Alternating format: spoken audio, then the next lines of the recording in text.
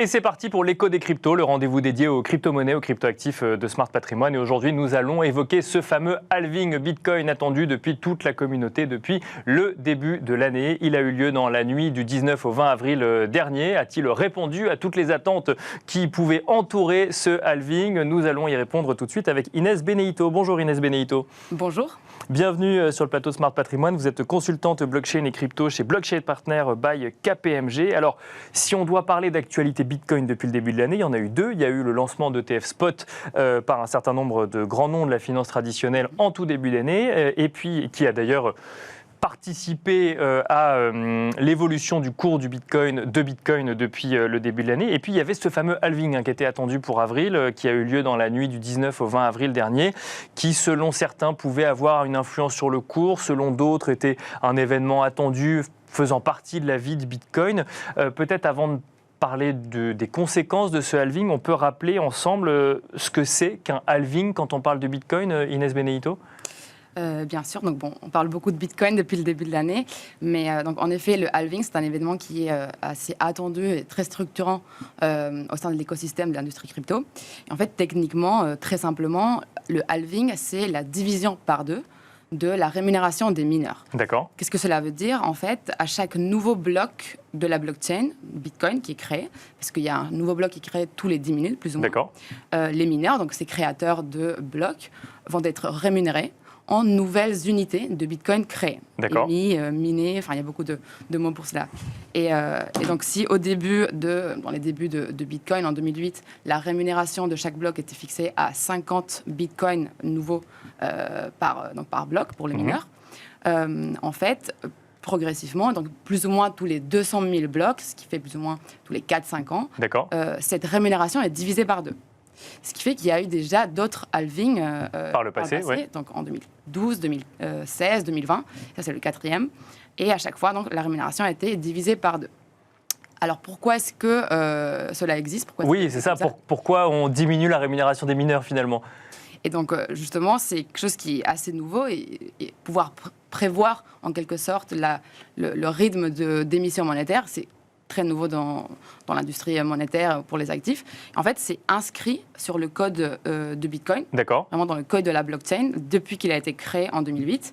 Et c'est là que repose un peu toute la proposition de valeur du Bitcoin, qui consiste à limiter l'émission monétaire, donc limiter le volume des unités de Bitcoin qui vont être créées dans le temps. Et concrètement, pour le Bitcoin, c'est 21 millions. C'est-à-dire qu'on ne peut pas créer plus de 21 millions de Bitcoin, jamais dans le temps.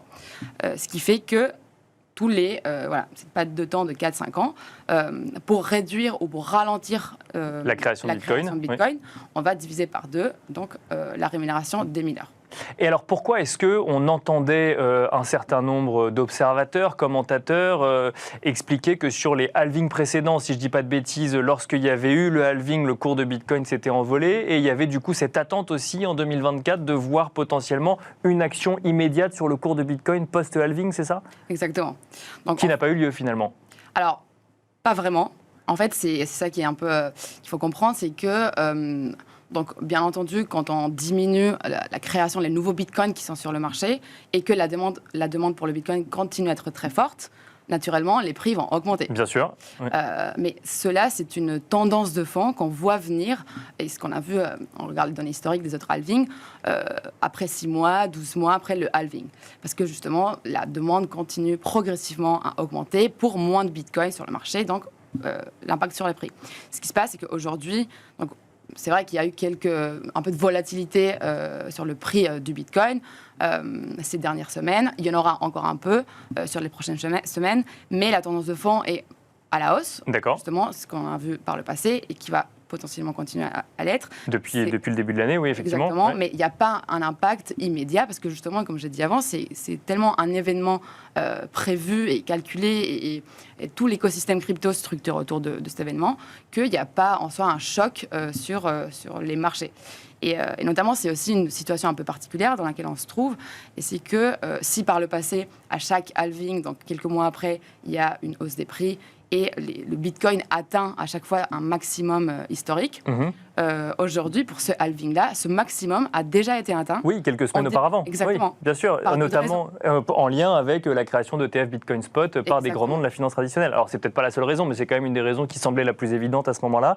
Ça veut dire quoi? Ça veut dire que ça a volé le sommet historique du halving qui était attendu, ou comment on peut interpréter cette séquence de début d'année? Alors justement, et ça c'est un facteur très important à considérer quand on veut un peu prévoir ou voir comment ça va évoluer pour le Bitcoin, c'est ce phénomène d'institutionnalisation du Bitcoin et de l'investissement en Bitcoin. Donc à nouveau, c'est les ETF qui ont été lancés avec énormément de liquidités, un influx de liquidité qui est venu sur les marchés. Donc ce maximum a été atteint, ce qui veut dire que, bien entendu, le marché doit il y a une respiration sur les prix, il y a des corrections, et c'est pour ça que maintenant on se voit un peu dans une situation de volatilité. La tendance, a priori, ne devrait pas être impactée, donc la tendance de fond va continuer, et si la demande va continuer à être forte, par d'autres facteurs également exogènes, par exemple la situation macroéconomique, le doute sur les marchés financiers, les taux des banques centrales, etc. Tout cela va impacter la demande, et justement, il y a moins de Bitcoin sur le marché. Il n'y a pas de raison de dire qu'il n'y aura pas un nouvel maximum historique par le futur, dans quelques mois qui viennent. La mission de Blockchain Partner by KPMG est d'accompagner les entreprises sur les sujets crypto. Comment intégrer ces deux grandes nouvelles de début d'année, l'une qui était prévue, halving, l'autre qui effectivement était plus ou moins anticipée aussi quand même, le lancement des ETF Bitcoin Spot, quand on est une entreprise? Alors, nous, par exemple, on accompagne énormément les banques aussi, les institutions financières qui commencent à s'intéresser de plus en plus à cet actif. Il y a souvent plusieurs stratégies à suivre. Il y a l'investissement en crypto. Par exemple, en suivant un peu l'exemple de BlackRock aux États-Unis, où c'est vraiment prendre un actif, un cryptoactif, et le ramener au système financier traditionnel à travers des véhicules d'investissement plus faciles à distribuer, etc., comme les ETF. Et d'un autre côté aussi, en quelque sorte, expérimenter les actifs traditionnels, donc sur les marchés financiers, et les ramener sur une blockchain. Et là, on parle par exemple de tokenisation. C'est un peu les deux verticales sur lesquelles les banques et les institutions financières en Europe se penchent de plus en plus aujourd'hui. Bien entendu, aux États-Unis, les initiatives sont assez avancées. On attend de voir aussi en Europe comment ça va évoluer dans les prochaines années, mais il y a beaucoup de réflexions autour du sujet et des stratégies. On va voir, je pense, dans les 2 prochaines années, des nouveaux produits et services qui vont être lancés.